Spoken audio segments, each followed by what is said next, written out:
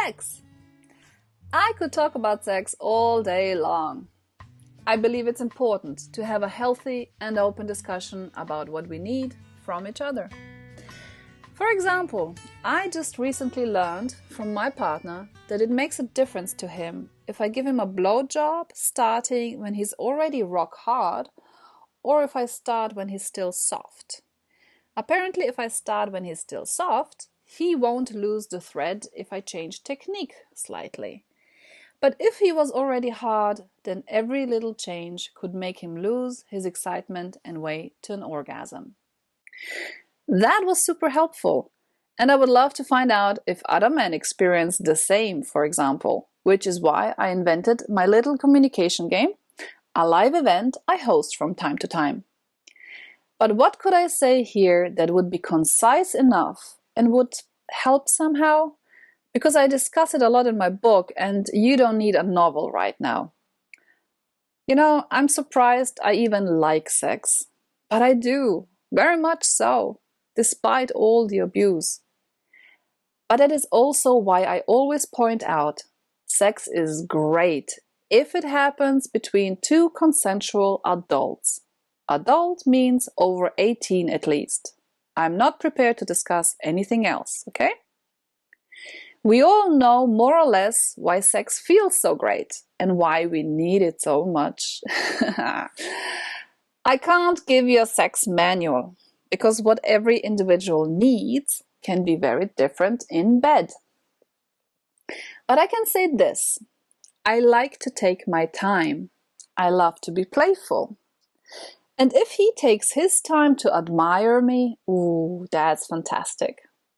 I'm sure I could still learn to relax a bit more, to be honest.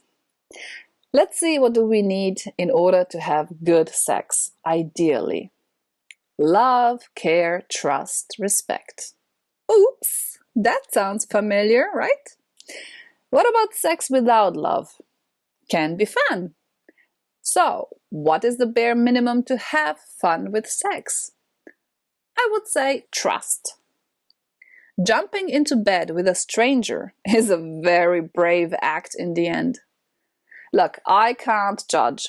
I've had my fair share of sexual partners, and all I took from it is that letting someone close to me that I didn't really like always turned out weird somehow, or simply pointless, or forgettable.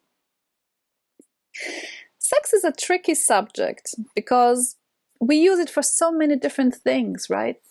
We use it to feel better. We use it to express our love. We use it to feel connected. We use it to feel loved for a moment or to replace our need for love. We use it for procreation, sure, duh. We use it to gain power or control. We use it to entrap a man, manipulate. We use it to exploit a woman's lovely energy. We use it to get money, and we abuse it. So maybe the two main different uses for sex are to build and maintain a connection with a partner or use it for personal gain. As long as no one is forcing themselves onto someone else, who is to say what the right or wrong use of sex is? Only one fact remains. Sex is a valuable commodity to many. I wish sex was simply just this beautiful connection of two human beings who appreciate the magic and, yes, I'm gonna say it, the sacredness of it. Sex can be this most beautiful connection between people if there is no other interest but to connect and give each other. But because it's so special, it's also far too often a means to an end. The question arises, of course, why is sex, or even just the promise of sex, so powerful? And why does it matter more to men than to women? I'm not saying we women want sex less than men. Of course it differs, but here's the kicker as far as I've experienced. Men dream and talk of sex a lot when they can't have it. Once it's in their reach, though, they hardly make an effort to make it good. Ladies, am I right or wrong? Yeah, just ask us women, yeah? We women don't talk about sex that much, nor do we crave sex above all. We crave love. When we jump into bed, we hope for love. When we agree to be the one-night stand, we actually hope we have found the love of our life. Ridiculous, I know, but I used to hope the same. No one taught me that my smile is the sexiest thing about me. That all a man really wants from me is my warmth and emotions in the long run. Only at 38 did I learn that I needed to be attractive, not sexy, attractive. That I had to have high value and value myself, which meant I would only let someone close if I liked them and trusted them. So I finally took my time before diving in emotionally. But once we are in that relationship, then it's on. I'm talking about us women, okay?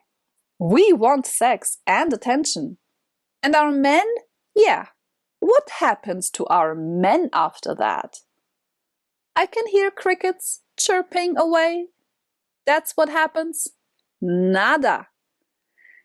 Sex can be had in many ways. Short or for hours, gently or roughly, softly or passionately, alone or together, superficially or deeply. I find most of our sexual connections quite superficial. I'm starting to explore tantric sex and I'm realizing we have only scratched the surface of what sex can do for us, energetically, emotionally, physically. That's why it's so pointless trying to give directions, because everyone has a different interest when it comes to sex, and that's fine if it's consensual. But let's say we actually want love. At the end of the day, everyone wants to be loved.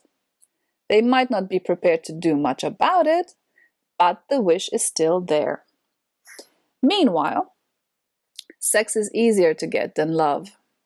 So we reach out for it, even if it's just for 5 minutes in the copy room on a copy machine. But you're watching this course because you want love and not to find out how to get laid. And if you want love, then give yourself time and wait for it. Don't have sex. I mean, don't have sex right away. Man or woman, don't have sex right away. If you're a woman, then definitely don't have sex right away. If you want to get a guy away from just thinking about the easy way to enjoy himself and your lovely feminine energy, you need to lead him to that place where he actually sees you, where you can see if he actually likes you, where he likes you. Lead him from the city of sex, in his mind, to that village of love. So be yourself, period. Right down to who you are and have real conversations with the next guy or girl. And don't have sex right away. What if the person doesn't want to wait to see who you are? Well then, bye-bye. Sayonara. Gee, there are 8 billion people out there, and you are going to fret over this one person who is not interested in you?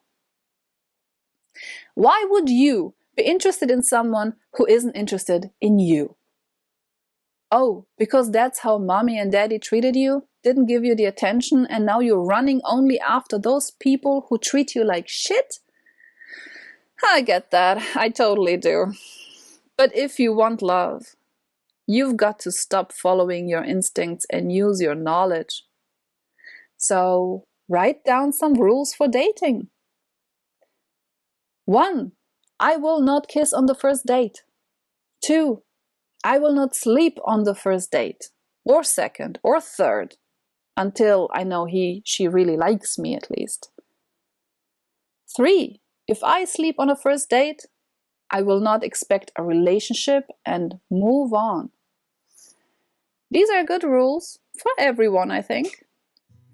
By the way, my dear men, and I say this with all the love, It's been shown in studies that sleeping aimlessly around is emotionally damaging also to you, not just to women. So stop pretending that you don't care, because I know you do, if you realize it or not. But hey, it's a free country.